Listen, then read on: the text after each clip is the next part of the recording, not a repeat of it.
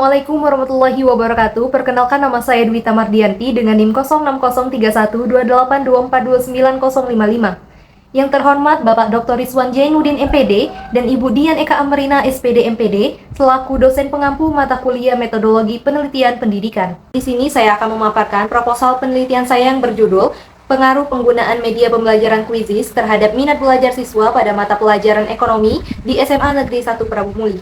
Adapun latar belakang dari penelitian ini, yakni pembelajaran dapat dikatakan efektif tidak hanya karena guru memiliki kemampuan dalam menyampaikan materi, melainkan bagaimana guru dapat memilih serta menggunakan media pembelajaran yang sesuai minat siswa serta sesuai perkembangan zaman. Beberapa penelitian terbaru menunjukkan efektivitas Quizizz dalam meningkatkan minat belajar. Basuki dan Hidayati tahun 2022 dalam penelitiannya menemukan bahwa penggunaan Quizizz dapat meningkatkan minat siswa karena menciptakan suasana belajar yang menyenangkan. Di SMA Negeri 1 Prabu Muli menunjukkan minat belajar siswa masih rendah, terutama pada mata pelajaran ekonomi, ditandai dengan partisipasi yang minim. Strategi pembelajaran yang digunakan guru masih berpusat pada penyampaian materi secara verbal. Di sisi lain, aplikasi media pembelajaran digital seperti Quizizz memiliki kapasitas besar untuk merubah persepsi siswa tentang pembelajaran dan evaluasi akademik menjadi aktivitas yang lebih atraktif dan tidak mengintimidasi.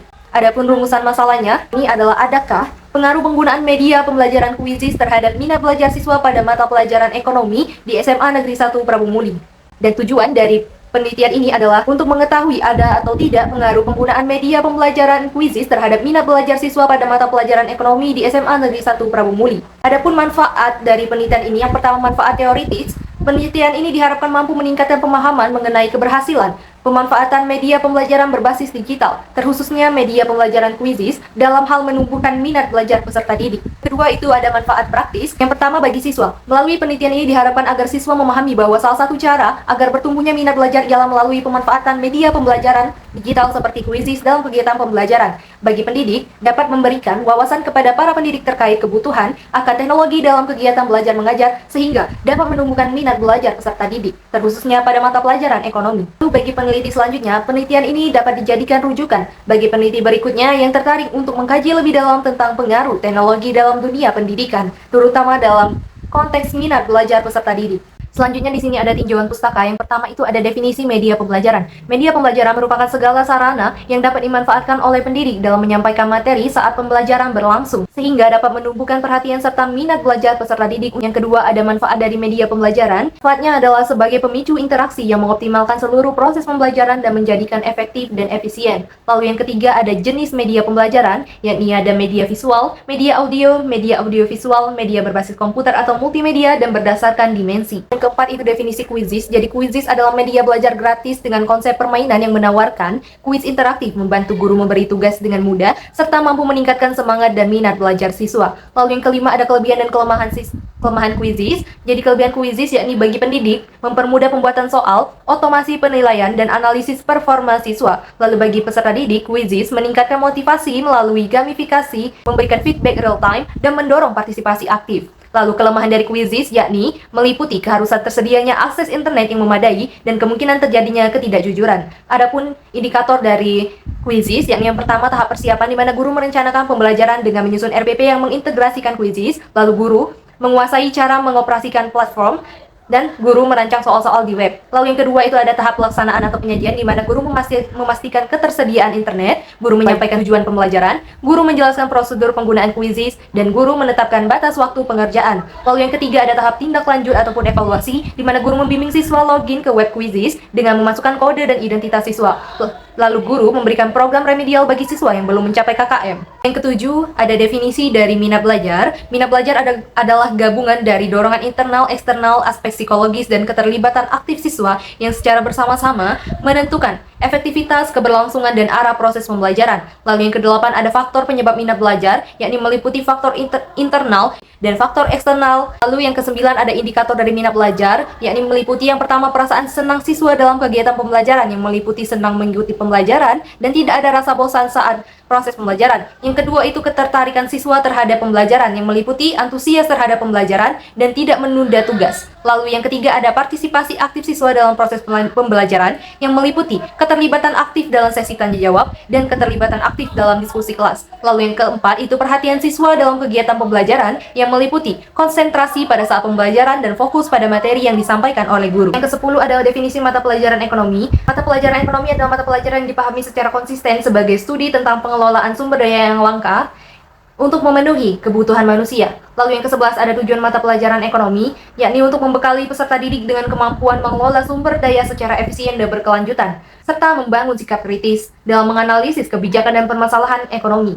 Lalu yang ke-12 ada materi pembelajaran ekonomi. Di sini saya memilih materi ketenaga kerjaan. Selanjutnya ada penelitian terdahulu. Yang pertama berdasarkan penelitian yang dilaksanakan oleh Pak Kaya, Hafid, Damad, Hasiru, dan Sudirman tahun 2025 dengan judul Pengaruh Penggunaan Media Pembelajaran Game Edukasi Kuisi terhadap minat pelajar siswa pada mata pelajaran ekonomi kelas 11 di SMA Negeri 1 menunjukkan bahwa terdapat pengaruh signifikan penggunaan media pembelajaran game edukasi kuisi terhadap minat belajar siswa pada mata pelajaran ekonomi. Besarnya pengaruh penggunaan kuisi terhadap minat belajar siswa adalah 31,5% dengan nilai T hitung sebesar 5,247. Yang kedua, berdasarkan penelitian yang dilaksanakan oleh Aziza, Masuri, dan Novianti tahun 2023 dengan judul Pengaruh Aplikasi Kuisi terhadap minat belajar siswa pada mata pelajaran IPS kelas 72 SMP swasta PBA B7 Tandan Hilir menunjukkan bahwa meskipun nilai signifikan atau SIG adalah 0,072, penelitian ini menyimpulkan bahwa terdapat pengaruh dari aplikasi kuisis terhadap minat belajar siswa. Selanjutnya ada hipotesis penelitian, di mana yang pertama itu ada hipotesis alternatif atau HA, yakni terdapat pengaruh penggunaan media pembelajaran kuisis terhadap minat belajar siswa pada mata pelajaran ekonomi di SMA Negeri 1 Praumuly. Lalu yang kedua itu ada hipotesis nol atau HO, di mana tidak terdapat pengaruh penggunaan media pembelajaran kuisis terhadap minat belajar siswa pada mata pelajaran ekonomi di SMA Negeri 1 Praumuly. Selanjutnya ada metode penelitian dan jenis penelitian. Penelitian ini menggunakan pendekatan kuantitatif dengan metode eksperimen semu atau quasi experimental design, dengan desain non-equivalent control group design, dengan adanya perlakuan dan perbandingan antara kelompok eksperimen dan kelompok kontrol. Selanjutnya ada variabel penelitian. Variabel bebas atau X yang digunakan dalam penelitian ini adalah media pembelajaran kuisis. Lalu variabel terikat atau Y yang digunakan dalam penelitian ini adalah minat belajar. Ada definisi operasional variabel, yakni yang pertama media pembelajaran kuisis. Media pembelajaran kuisis adalah media belajar online gratis dengan konsep permainan yang menawarkan kuis interaktif, membantu guru memberi tugas dengan mudah, serta mampu meningkatkan semangat dan minat belajar siswa. Lalu yang kedua itu ada minat belajar. Minat belajar adalah gabungan dari dorongan internal, eksternal, aspek psikologis, dan keterlibatan aktif siswa yang secara bersama-sama menentukan efektivitas, keberlangsungan, dan arah proses pembelajaran. Selanjutnya ada populasi dan sampel. Populasi dalam penelitian ini adalah seluruh siswa kelas 11 di SMA Negeri 1 Praumuly yang memilih mata pelajaran ekonomi sebagai mata pelajaran pilihan mereka dengan jumlah 108 siswa sebagai populasi. Selanjutnya ada sampel. Penentuan kelompok yang akan dijadikan sampel menggunakan teknik probability sampling jenis cluster sampling atau sampel berkelompok. Peneliti akan memilih dua kelas secara acak melalui undian sederhana untuk dialokasikan perannya, yaitu sebagai kelompok eksperimen dan kelompok kontrol. Dan terpilih dua kelas, yakni kelas 11.4 dan 11.6 dengan jumlah 72 siswa sebagai sampel. Selanjutnya ada teknik pengumpulan data. Yang pertama itu kuesioner atau angket. Instrumen kuesioner disusun menggunakan skala Likert yang berisi sejumlah pernyataan tertulis baik positif ataupun negatif dan diberikan dua kali kepada kelompok eksperimen dan kelompok kontrol, pretest dan posttest. Lalu yang kedua itu ada observasi. Observasi digunakan sebagai teknik pengumpulan data pendukung dengan cara mengamati secara langsung aktivitas dan perilaku siswa serta guru selama proses pembelajaran berlangsung. Selanjutnya ada uji instrumen penelitian. Yang pertama itu ada uji validitas ahli. Angket atau kuesioner yang sebelumnya telah dibuat maka akan diserahkan terlebih dahulu kepada ahli untuk dilakukan pemeriksaan oleh validasi ahli seperti dosen atau pakar yang memiliki keahlian di bidang media pembelajaran untuk mengetahui kelayakan instrumennya sebelum diberikan kepada responden. Lalu yang kedua itu ada uji validitas eksternal, dihitung dengan menggunakan rumus korelasi person product moment.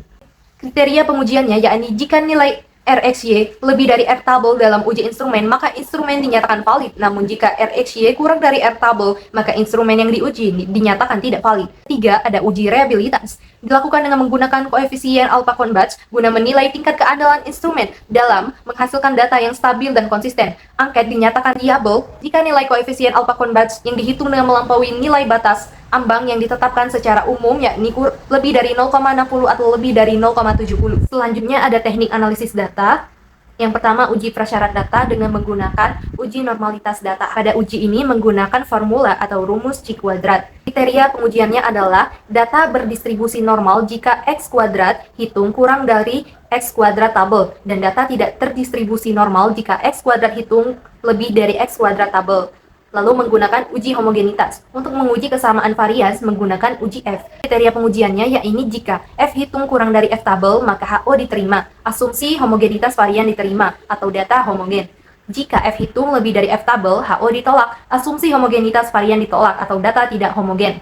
Selanjutnya ada uji hipotesis menggunakan uji T untuk membandingkan rata-rata skor pada pretest dan posttest antara kelas eksperimen dan kontrol. Lalu menggunakan rumus yang tertera pada PPT jika data terdistribusi normal dan varians homogen. Kriteria pengujiannya jika T hitung kurang dari T tabel maka HO diterima dan HA ditolak, dan jika T hitung lebih dari T tabel maka HO ditolak dan HA diterima. Lalu menggunakan rumus yang tertera di PPT jika data terdistribusi normal dan varians tidak homogen. Dengan kriteria pengujiannya jika T hitung kurang dari T tabel maka HO diterima dan HA ditolak, dan jika T hitung lebih dari T tabel maka HO ditolak dan HA diterima. Baiklah, sekian pemaparan proposal penelitian saya. Mohon maaf apabila masih ada kekurangan dan kesalahan. Saya akhiri. Wassalamualaikum warahmatullahi wabarakatuh. Terima kasih.